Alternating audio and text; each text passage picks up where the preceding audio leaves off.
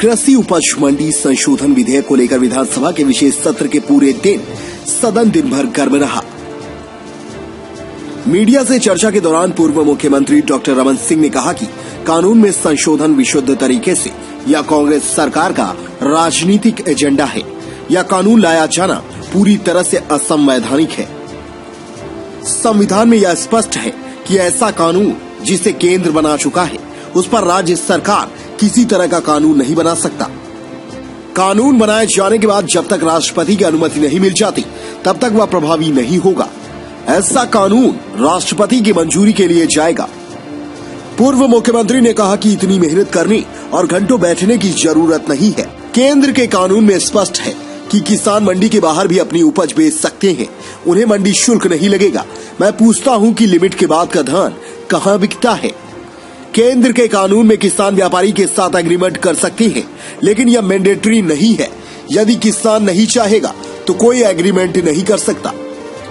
कांग्रेस के घोषणा पत्र के पेज नंबर 17 से 21 तक में यह वादा था कि कृषि उपज मंडी समितियों के अधिनियम में संशोधन करेगी, जिसमें अंतर्राज्यीय व्यापार के प्रतिबंध समाप्त हो जाएं। कांग्रेस भ्रांति फैला रही है। सूची होती है, केंद्र की होती है और समवर्ती सूची होती है।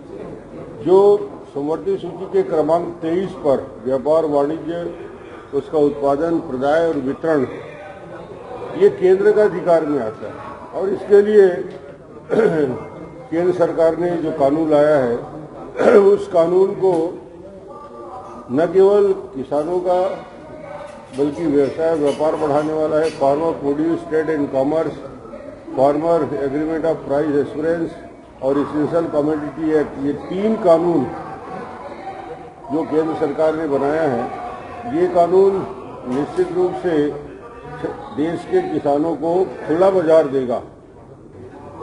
ये जो अफवाह फैलाया जा रहा है कि मंडी बंद हो जाएगा, मंडी स्थिति समाप्त हो जाएगी, मंडी समाप्त नहीं होगा, मंडी पूर्ववत काम होगा, मगर मंडी के अतिरिक्त अपने सामान को किसान कहीं भी किसी भी बाजार में बेच सकता है और उसके लिए वो स्वतंत्र रहेगा।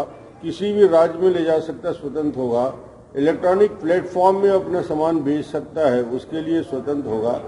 इसलिए किसान को आज़ादी मिलेगी बेहतर कीमत मिलने के लिए और उस आज़ादी का लाभ किसान अपने व्यवसाय और व्यापार में लेगा। डॉक्टर सिंह ने कहा कि जो देश में वातावरण बनाया गया है कि एमएसपी बंद हो जाएगी, तो ऐसा नहीं है। एमएसपी पर खरीदी जारी रहेगी। किसानों को अपनी उपज में पूर्ण स्वतंत्रता रहेगी। किसानों के हितैषी बनने के लिए पंजाब, राजस्थान, छत्तीसगढ़ में सरकार हल्ला कर रही है। 2004 से 2014 तक केंद्र में यूपीए सरकार थी। कृषि मंत्रालय का बजट सिर्फ 12,000 करोड़ था। मोदी सरकार के आने के बाद यह बजट 1,64,000 करोड़ रुपए हो गया है। पीएम किसान योजना के जरिए किसानों की आय सहायता योजना शुरू की गई। इसके तहत 92,000 करोड़ रुपए किसानों के खाते में पहुंच चुके हैं। किसानों की ऋण सीमा बढ़ाई गई है।